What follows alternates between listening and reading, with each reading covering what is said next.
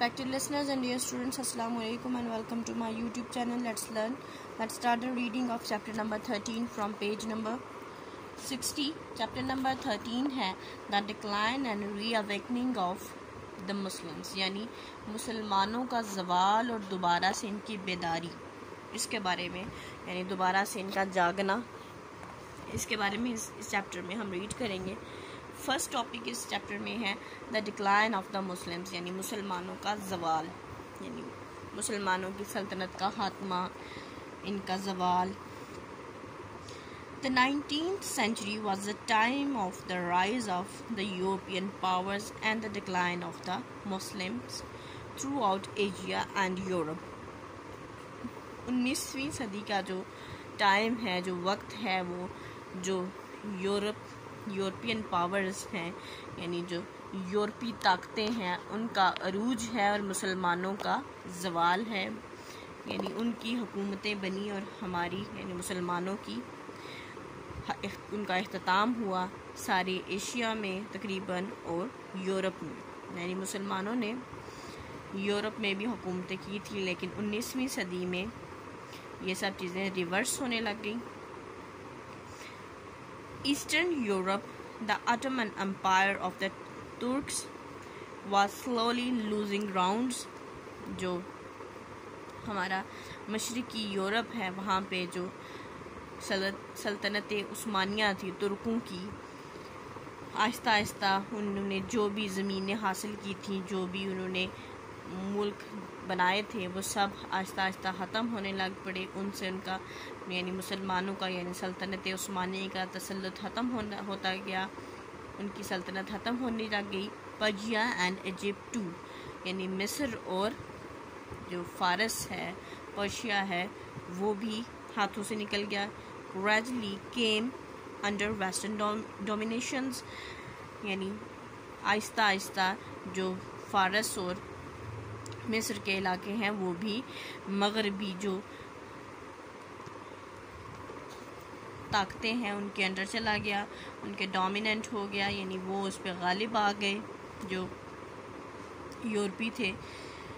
India was already under British control and France gained control of मगरिब states, यानी जो India था वहाँ पे पहले से ही जो बरतानवी कंट्रोल था, और जो मगरबी स्टेट्स हैं यानी मगरब की स्टेट्स हैं वहाँ पे फ्रांस ने कंट्रोल हासिल कर लिया था. और उनमें कौन सी स्टेट्स हैं? Morocco, Marrakesh, Algeria and Tunisia, यानी ट्यूनिस, इन तीनों पे फ्रांस का कंट्रोल हो गया.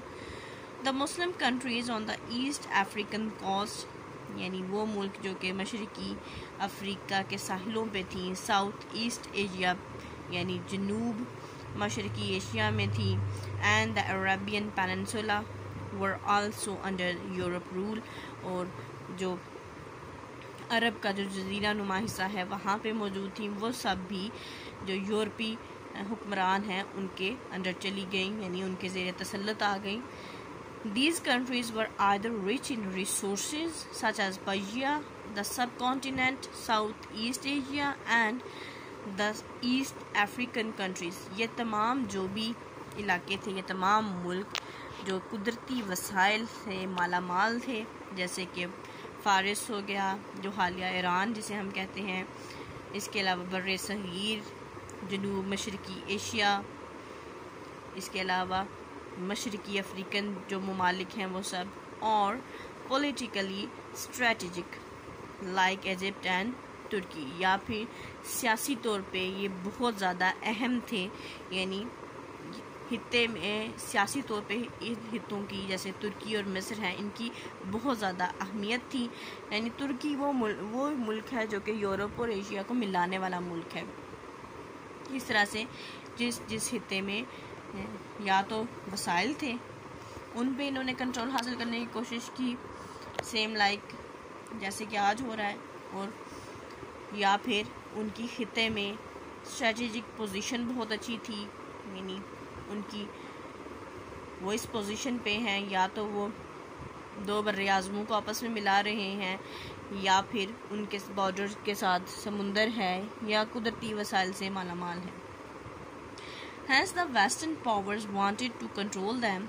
تو اس لیے جو مغربی طاقتیں ہیں وہ انہیں اپنے زیر تسلط کرنا چاہتی تھی، ان پہ اپنا کنٹرول قائم کرنا چاہتی تھی. Thus after centuries of successful rule the Muslim states were gone into a decline. یعنی اتنے صدیوں تک بہت ہی سکسیسفلی کامیابی سے حکومت کرنے کے باوجود جو مسلمان ریاستیں تھیں وہ زوال کی طرف چلی گئیں. which enabled the rising western nations to overpower them. جس نے یعنی جو مسلمانوں کا زوال تھا اس نے جو یورپی طاقتیں تھیں، مغربی طاقتیں تھیں، ان کو اس قابل بنایا کہ وہ ان سے بھی زیادہ طاقت کے ساتھ، یعنی مسلمانوں کے پاس جتنی طاقت تھی اس سے بھی زیادہ طاقت کے ساتھ یہ ابھرے اور مسلمان ملکوں پہ اور مسلمانوں پہ بھی قابض ہو گئے. The chase for worldly power and loss of focus were the main causes of the decline of the Muslim states. یعنی پوری دنیا کی طاقت کو حاصل کرنے کے لیے اور جو ان کا بنیادی فوکس تھا مسلمانوں کا، جو بنیادی جن چیزوں کا خیال رکھنا چاہیے تھا ان کو مسلمان بھول گئے، جس کی وجہ سے جو کہ وجہ ہیں، بیسک وجہ ہیں، جو کہ اصل وجہ ہیں مسلمانوں کے زوال کی، مسلمانوں کی ریاستوں کی زوال کی. The rulers became increasingly despotic with only a few expectations. یعنی جو حکمران ہیں، جو مسلمان حکمران ہیں وہ تیزی سے جو ان سا ہے لاپرواہ ہوتے گئے، ان کو کسی چیز کی کوئی پرواہ نہیں تھی، جو مرضی ہو، اور چاند ایک جو ان سا ہے صرف ایکسپیکٹیشنز پہ پورے اتر رہے تھے. یعنی چاند ایک کے علاوہ باقی سب من موجی ہو گئے، انہیں کوئی پرواہ نہیں تھی اپنی رعایا کی یا اسلامی سلطنت کی یا عالم اسلام کی. The nobility and officials also followed in the footsteps of the rulers. یعنی جو بھی نواب تھے یا جو بھی جیسے آفیشلز وہ ہوتے ہیں جو وزراء یا جو ہوتے ہیں مشاہیر یا مشیر وغیرہ، وہ سب بھی جو سا ہیں وہ جو حکمران تھے انہی کے قدموں پہ چلنے لگ گئے، یعنی کہ انہی کی طرح وہ بھی لاپرواہ اور صرف اپنا مین فوکس بھول کے تو یا تو پاور چاہیے یا پیسہ چاہیے، اس پہ وہ چل نکلے، جس کی وجہ سے کوئی اچھے مشیر بھی نہ رہے. ایک مشورہ دینے والے کی بھی بہت اہمیت ہوتی ہے، کوئی اگر اچھا مشورہ دے تو حکمران بھی مشیر کے مشورے پہ ہی چلتے ہیں. تو یعنی جو مشیر تھے، مشورہ دینے والے تھے، وہ بھی من موجی ہو گئے، وہ بھی لاپرواہ ہو گئے، کسی چیز کی انہیں بھی پرواہ نہیں رہی. Education and the quest of knowledge which had made them dynamic and successful previously. یعنی جو تعلیم ہے اور جو علم حاصل کرنے کا جذبہ تھا، جو تشنگی تھی، وہ مسلمانوں میں ختم ہو گئی، جس نے ماضی میں ان کو بہت ہی شاندار اور ناقابل تسخیر طور پہ کھڑا کیا تھا. یعنی اپنے علم اور اپنی دانائی اور حکمت کی بنیاد پہ مسلمان اتنے برس تک حکومت کرتے رہے تھے. وہ not given the same importance. یعنی اب اس کو اس طرح سے اہمیت نہیں دی جاتی تھی. As a result the growth and development of these people slow down to an alarming extent. تو پھر نتیجتاً یہ ہوا کہ جو مسلمانوں کی جو ڈیولپمنٹ تھی، لوگوں کی سوچ کی ڈیولپمنٹ تھی، وہ ختم ہوتی گئی، یہاں تک کہ ایک ایسی سچویشن آ گئی جو کہ خطرناک حد تک مسلمانوں کے زوال کا باعث بنی. Politically there were rivalries and corruption which weakened the states. یعنی سیاسی طور پر بہت سی دشمنیاں تھیں اور کرپشن نے جو ریاستیں تھیں ان کو کمزور کر دیا. Make them dependent. یعنی پیسے کے لیے لوگوں نے ایمان بیچنے شروع کر دیے اور اسی طرح سے ریاستیں پھر ٹوٹتی چلی گئیں. Making them dependent on the Europeans who had grown stronger as a result of their education, industry and increasing wealth. اور پھر ان کے مسلمانوں کے اس بیہیویئر نے ان کو جو یورپی تھے ان پہ انحصار کرنے لگ گئے، جو کہ اب تعلیم میں، انڈسٹری میں ہر طرح سے اسٹرانگ ہو چکے تھے، مضبوط ہو چکے تھے، اور ان کی جو دولت تھی اس میں بھی اضافہ ہو رہا تھا. The Industrial Revolution in the West also made it rich and powerful. جو صنعتی انقلاب آیا مغرب میں اس کی وجہ سے بھی وہ بہت امیر اور طاقتور ہو گئے. By the end of 19th century, the Muslim world was completely dominated by Europe, which gradually colonized these countries. یعنی 19ویں صدی کے اختتام کے ساتھ ہی مسلمانوں پہ پوری طرح سے یورپ نے قبضہ کر لیا تھا، پوری طرح سے ان کے زیر تسلط آ چکے تھے، اور انہوں نے وہاں پہ جو یورپی تھے انہوں نے ہر ملک میں آہستہ آہستہ اپنا نو آبادیاتی نظام قائم کر لیا تھا، یعنی اپنا نظام آہستہ آہستہ وہ لے آئے تھے. However, the common Muslim people gained the important insight as a result of political revolution in Europe. یعنی چند کچھ ایسے عام مسلمان لوگ تھے جنہوں نے اپنے جو اندر کی آواز ہے اس کی اہمیت کو سنا کہ ہمیں اب بیدار ہونا چاہیے، جاگنا چاہیے، اور نتیجتاً جو یورپ میں سیاسی انقلاب آیا تھا اس کے بعد they became aware of their rights. اس کے بعد یہ اپنے جو حقوق ہیں ان سے اویئر ہوئے، ان کو حقوق کا پتہ چلا. Islam itself guarantees human rights in the best possible way. This aspect had been overshadowed by despotic rulers and harsh regimes, both Muslim and non-Muslims. بے شک جو اسلام ہے وہ جو انسانی حقوق ہیں ان کے ہر طرح سے ان کا خیال رکھتا ہے، گارنٹی دیتا ہے، لیکن اسلام کا یہ جو رخ ہے، یعنی اسلام کی یہ جو چیز ہے، اس کو لاپرواہ جو حکمران تھے اور جنہوں نے بری طرح سے جو سا ہے ہارشلی انہوں نے حکومتیں کی، ان کی وجہ سے یہ پسے پش چلا گیا مسلمانوں کے لیے بھی اور غیر مسلمز کے لیے بھی. Slowly the Muslims began to awaken, and as some of them acquired worldwide education, a number of important personalities emerged on the scene as leaders. پھر آہستہ آہستہ مسلمان بیدار ہوئے، جاگے، انہوں نے تعلیم کی اہمیت کو سمجھنا شروع کیا، اور ان میں بہت ساری اہم ہستیاں، شخصیات موجود ہیں جو کہ پھر لیڈرز کے طور پہ ابھری. نیکسٹ ٹاپک ہے دا ری اویکننگ آف اسلام، یعنی اسلام کا دوبارہ سے عروج یا دوبارہ سے بیداری. یعنی اسلام تو سویا نہیں تھا، مسلمان ہی سوئے تھے، یعنی مسلمانوں کا دوبارہ سے جاگنا، اسلام کو دوبارہ سے سمجھنا. اسلام reached its peak in northern India under the Mughals. یعنی اسلام شمالی جو انڈیا ہے وہاں پہ اپنی انتہا پہ، اپنی عروج پہ پہنچا مغلوں کے دور میں. But even at the height of their power, the Mughals were a minority, outnumbered by Hindus by 5 or 6 to 1.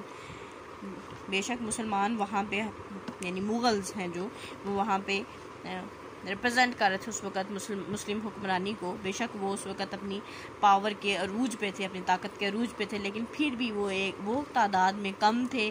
یعنی اگر 6 ہندو ہیں تو ان کے بدلے میں 1 مسلمان تھا. Many of the Mughal emperors were devout to and dedicated Muslims. بہت سے جو مغل شہنشاہ تھے وہ بہت ہی زیادہ ڈیڈیکیٹڈ، اصلی سچے پکے مسلمان تھے. Though there are many nobles and ordinary people who were not so strict, لیکن بہت سے عام لوگ اور بہت سے جو شرفاء ہیں وہ اتنے سخت نہیں تھے، یعنی اپنے اصولوں میں اور اسلام کے معاملے میں اتنے اصول پرست، اتنے سخت نہیں تھے. Many abuses began to creep in. یعنی کچھ اتنے زیادہ بے عزت قسم کے حکمران تھے کہ وہ ان کی زمین میں دھنس گئے. اس قدر ان کی جو ہے وہ ذلت امیز ان کا رویہ تھا. Under the last great Mughal emperor Aurangzeb, an orthodox Muslim, یعنی جو آخری مغل شہنشاہ تھا اورنگزیب، اس کے دور حکومت میں، جو کہ ایک قدامت پسند مسلمان تھا، یا ہم کہہ سکتے ہیں جو کہ ایک اچھا سچا مسلمان تھا. The empire was brought to edge of bankruptcy. Almost 50 years of continuous wars، یعنی تقریباً 50 سال سے مسلسل جنگ ہو رہی تھی، جس کی وجہ سے جو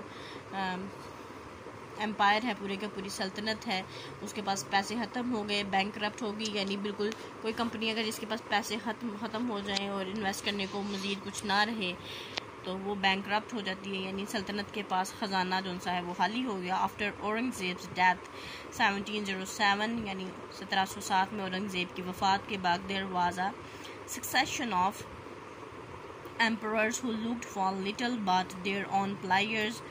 یعنی ایک کے بعد ایک نیا شہنشاہ، ایک نیا حکمران آتا گیا. پھر یہ ہوا کہ جو کہ تھوڑی دیر کے لیے رہتے تھے، صرف اپنی خوشی کے لیے، اپنے پلیجر کے لیے. And by the beginning of 18th century the Europeans were increasingly exerting their influence. یعنی تقریباً 18ویں صدی کے سٹارٹ میں جو یورپی طاقتیں ہیں انہوں نے اپنا پوری طرح سے تسلط قائم کر لیا تھا. The Muslims of the subcontinent weakened as a community as a result of ineffective leadership and frequent fightings among themselves as well as against the Sikhs and Marathas. یعنی جو سب کانٹیننٹ برِ صغیر کے جو مسلمان ہیں ان کو ایک معاشرتی حیثیت میں وہ بہت کمزور ہو گئے تھے مسلسل لڑائیوں کی وجہ سے، اور ایک اچھی لیڈرشپ یعنی اچھا لیڈر نہ ہونے کی وجہ سے.